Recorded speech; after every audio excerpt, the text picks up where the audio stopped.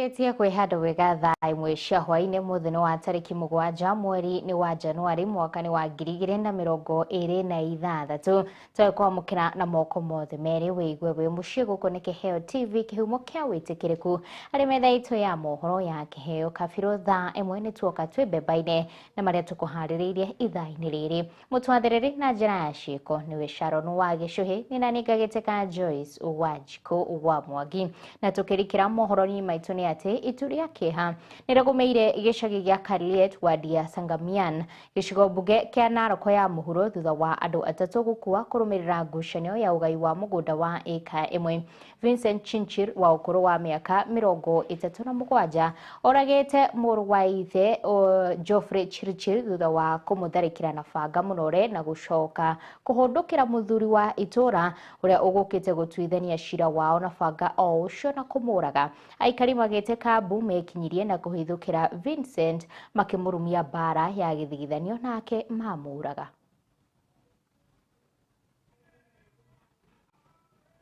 Asubuhi tulipokuwa nashughulika kwa mtu ambaye aliaga kwa kijiji chetu hapa, tukasikia kuna nduru kwa msee anaitwa Ragony, mahali watu wameuliwa.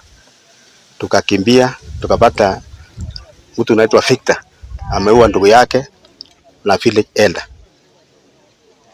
Ningeomba kama mzee kijiji tupatiwe security, kwa sababu mzee kijiji ya Ndoni Koske au kuwa na usika na maneno ya shamba pia na ya familia. Na hii familia ya Ragony kuna historia yake, ilikuwa heri ya vita tangu zamani. Kuna mwingine alikufa na huyo mwingine tena aliua mtu ya mtu. Sasa ningeomba serikali tuketi chini kama wa kijiji tutatue, ama watu wahamishwe. Hiyo siwezi ficha hiyo. Wahamishwe, watatue maneno mali walitoka, kwa sababu imeambukiza kijiji tambi sao. Mtu kama Koske ako na familia mingi sana na ameuliwa na hakuwa na usika na maneno ya familia. Wakazi wa Kariet Central walituambia kwamba kuna matendo imetokea katika kijiji chao. So walipotuambia tukafika, hiyo si haraka kufika. Kuna kijana mmoja anaitwa Victor Chirchir alikuwa ameua watu wawili, alafu kuna mwingine alikuwa amejeruhi kwa kichwa, alikata yeye na kwa mkono. Sisi kama administration tunasema pole na tunakemea kitendo kama hicho katika hii area yetu. Naomba next time kitendo kama hiki kitokea, nafikiri kuna mwafaka ya kufuata, kuna njia ya sheria, alafu vile vile kuna wazee wa vijiji na wa nyumba 10.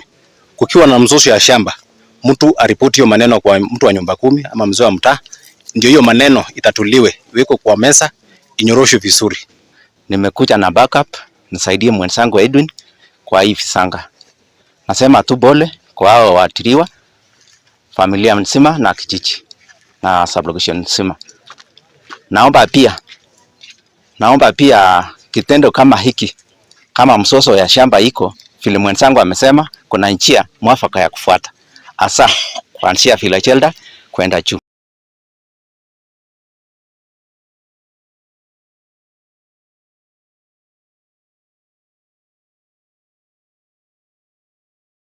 Na waikari ya kaunti ya Murang'a ni makaite ni kwambatira gwa thogora wa muturire thina uria maugite riu ni utuikite murigo kuri family nyingi.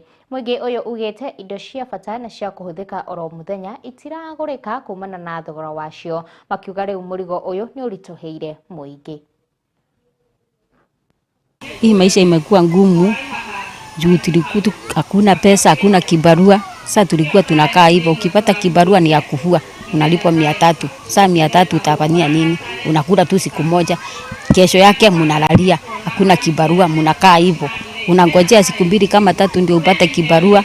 Ukipata kibarua tena ni siku nyingine tena moja. Sasa maisha ilikuwa inaenda hivyo. Sasa tulikuwa tunasukumana tu. Hata kulala tulikuwa tunalala hata kama hatujakula. Juu na pesa tutatoa wapi? Tunaweza omba watu wapunguze hata kama ni masomo. Waachilie watoto kwanza wasome. Juu hata ukipata hiyo 300 na mtoto amefukuzwa, sasa hiyo 300 utakula ama utalipia mtoto?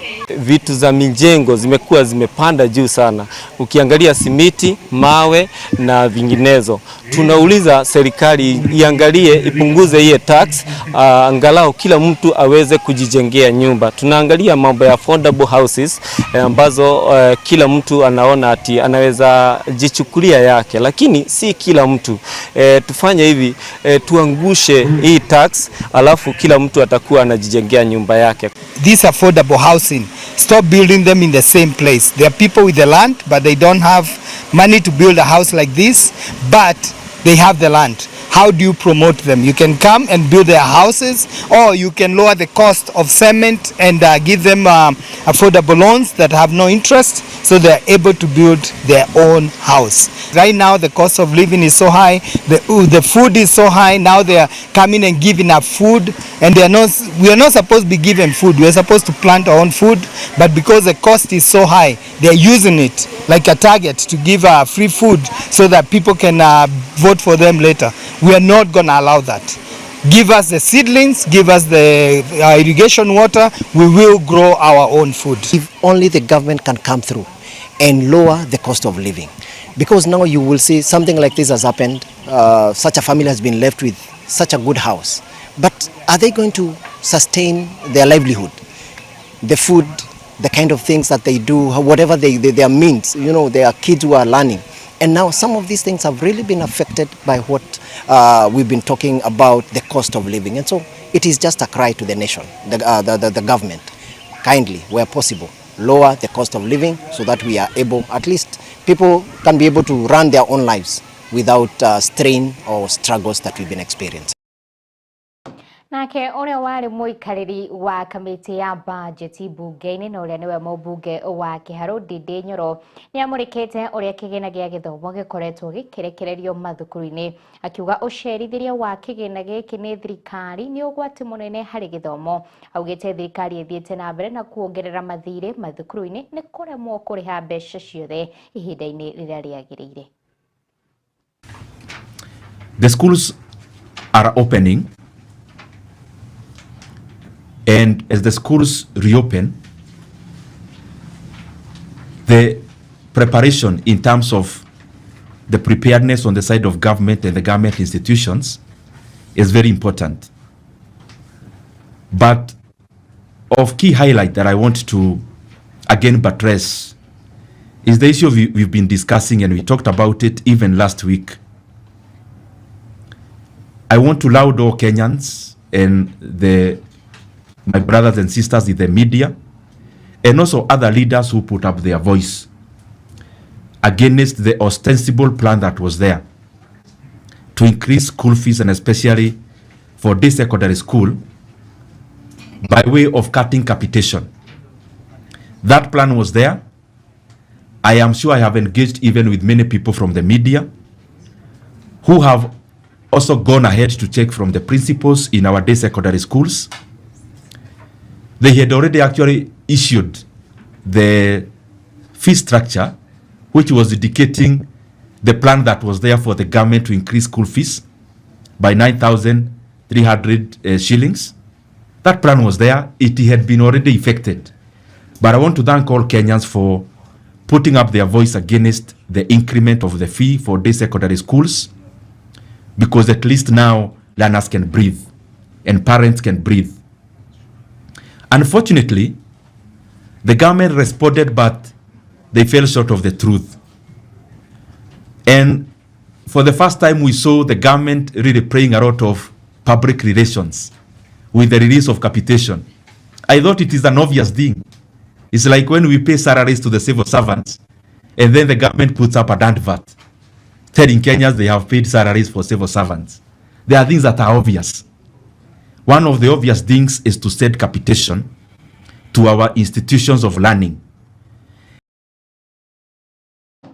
Atwa ikioka ati thirikari riri cukuru cigicokereirie tamu-ini ya mbere ni magutigirira ati kigina giki ni kianyagio ihinda-ini riria rikiagiriire. Twetekeria twambe tuikerio hanini no turacokereria ndugathie haraya.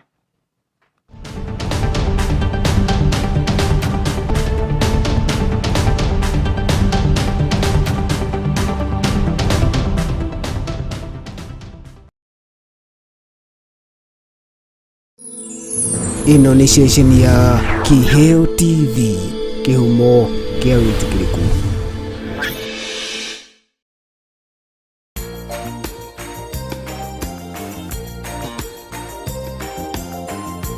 Hello everyone, my name is Salume, Principal Jewel Technical College, wishing everyone a Merry Christmas and a prosperous 2026. To my students, take care of yourselves. Do not engage in things that are uncommon and ungodly. To our viewers, we have a new intake in January 26. Welcome one, welcome all. Thank you.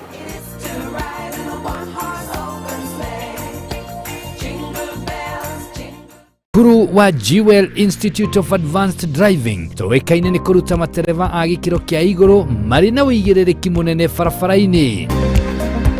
Jewel Institute of Advanced Driving turutanaga utereva wa ikiro ciothe. Class A ni utereva wa fikifiki na tuk-tuk, Class B utereva wa gari nini, Class C utereva wa marori na Class D ni utereva wa gari cia ukui wa muingi. Urutani witu wa utereva ni wa kurumanirira na mutaratara mweru wa NTSA na warikia kothi tugaguteithiriria kwigira na smart driving license. Ni undu wa uhoro makiria ndukamairirie gutucerera wabici-ini citu Rwesambu nyumba-ini ya Jewel Complex gorofa ya gatano barabara-ini nene ya Thika Super Highway kurigania na TRM kana utuhurire thimu kugerera 0703 164003 0703 164003. Jewel Institute of Advanced Driving, drive with confidence.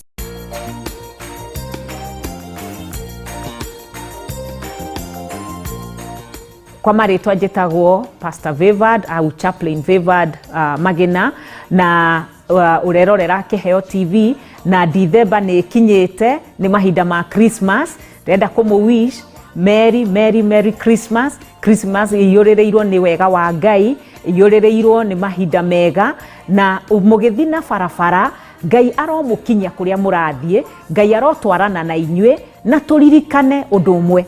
No muhaka turirikane andu aria matari na kindu to kuria tu tukiriganagirwo kuri andu matari kindu mangiikia kanua. Reke tugayane kiria Ngai atuhete mwaka uyu na aria matari na tugie na mahinda mega ona korwo ni micii-ini itu aria materiga micii mugithie Ngai atwarane na inyuma barabara-ini mukinyo ni Ngai wega mugie na Christmas njega. Merry Christmas kuma Kiheo TV. Ngai amwike wega.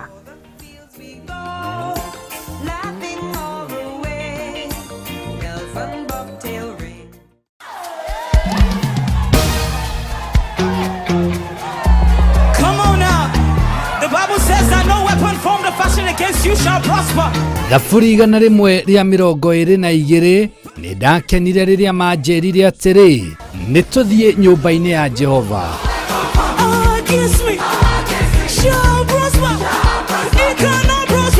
O muthenya wa kiumia kwambiriria thaa 3 cia ruciini nyitanagira na ithuĩ Kiheo TV tugikurehera igongona ria kiumia kuma kanitha-ini wa Jesus Winner Ministry Rwesambu Nairobi. Nyĩmbo cia kugoca Ngai,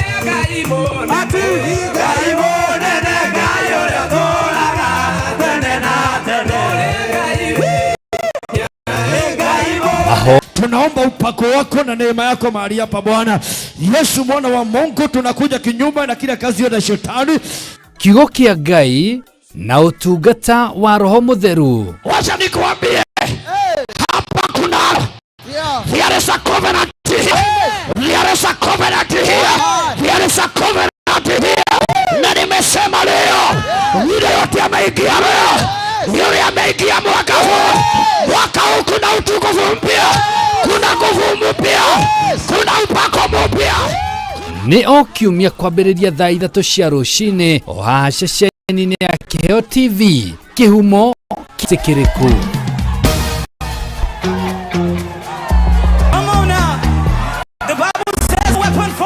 Against you shall prosper.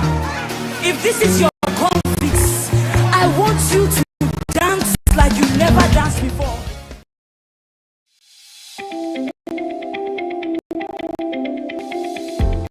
Niwe haririe kuoya ikinya mbere hari kiriragiria guthoma ndugathinike riu na Jewel Technical College haha ni undu waku tuthomithagia kothi ganite ta journalism and media studies niguo memerekia hospitality management niguo rugi technology and beauty therapy ni maundu mege maingi no thaka ICT electrics and electronic engineering healthcare and caregiving na makiri na biomishia na janisho Korean language o hamwe na tucherere Jewel Complex gorofa ya gatatu korigania na TRM no tuhurire thimu namba kifugo mugwanja kifugo imwe githatu kifugo mugwanja imwe niyo 0713000071 no tucherere rurenda-ini rwitu ni ruo jewelcollege.ac.ke. Jewel College, the fear of the Lord is the beginning of wisdom. Ino ni station ya Kiheo TV Kihumo Kikiliku.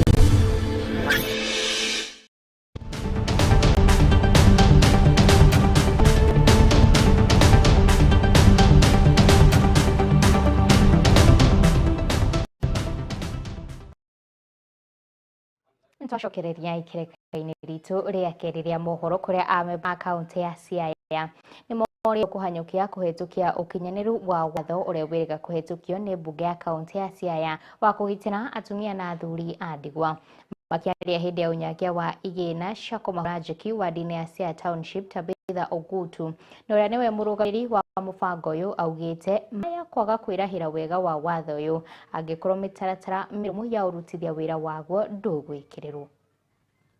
Today we are in Siaya Township for the purposes of making sure that the widows' rights are taken care of and their economic issues. We are adding our voice, having been hosted by the area MCA Otare, through the support of Dr. Buroginga, who is the owner of this program that coordinates. My name is Tabitha Ogutu. We are saying that the widow has to be protected and they have to be supported through the economic groups so that they can get sustainable income.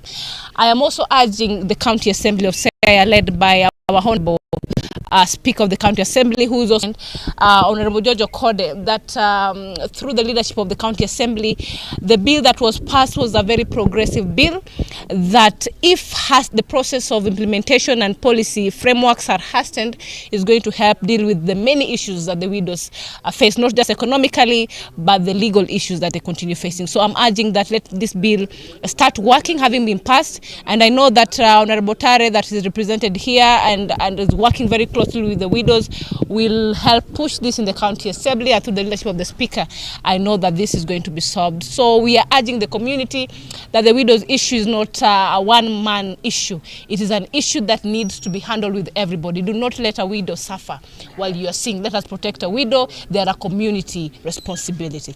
We are appreciating because the women that are being helped are very much thankful, and they are seeing the benefit of devolution. It's something that if we can put our strength on, then we can move far. But we are assuring the widows as the community, as their leaders, we are going to make sure that the bill that is before the Assembly, the regulations are going to be implemented in time so that they can access the service that they want accordingly. Mchana wa leo nataka nishukuru kwa hii program ya Dr. Burodinga, Dorcas, Tabitha and Mheshimiwa Obiero Tare, who is our MCA. Wametukumbuka leo na wametutembelea na wametuletea pesa ya table banking. Ninashukuru kabisa kwa sababu imekuwa mzigo mzito kwetu kulea watoto tukiwa peke yetu, kuwasomesha na kushughulikia mambo yao ya hata wakiwa wagonjwa. Nataka kuhakikishia widows ya kwamba na pamoja na wenye wametuletea pesa ya kwamba tutatumia hii pesa vizuri ili iweze kutusaidia. Tutafanya biashara ndogo ndogo na hii itatuinua katika maisha yetu ya kila siku.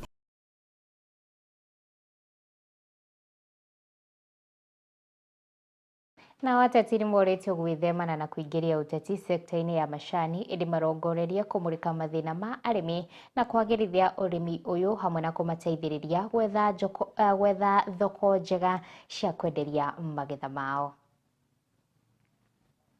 Would only appeal to anybody who is not in tea business to seek advice from those ones in tea business, so that as he speaks or as she speaks from the knowledge position, not to mislead the tea growers.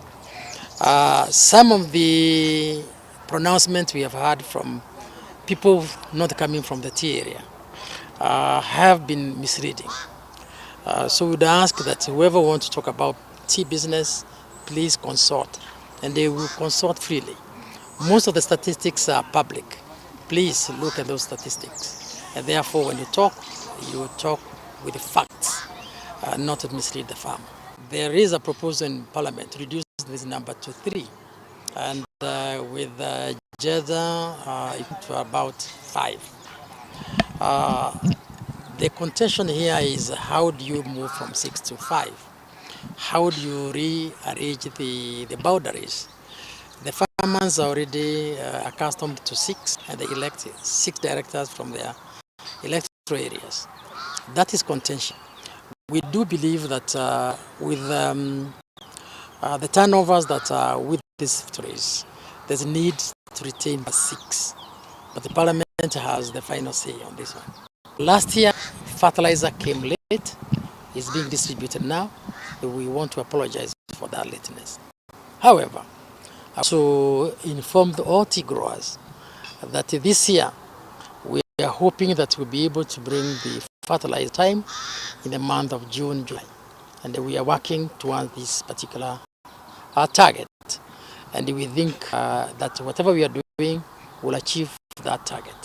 So ask the growers this year to be ready for fertilizer in June of this current year. Once you value add, that value tea must find market.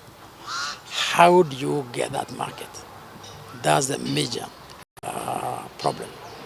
And therefore, we are working on this, and we are happy that I met with the government this issue, and therefore we are looking at how we can value add and get a market for the value added teas. Na hau ho tugukorwo tugikiraga tumuka mohoro maitu thaa imwe no na sherekia kwihanda wega thaa ithatu tugomane hamwe nawe tugina mbere na gukumenyithia mutwathiri na njira ciko kiuma Sharon Ugwanjo ni nani gagiteka Joyce kwa Mwangi twekwendithia birorero mwega matafari ga chifu ni thaa ithatu.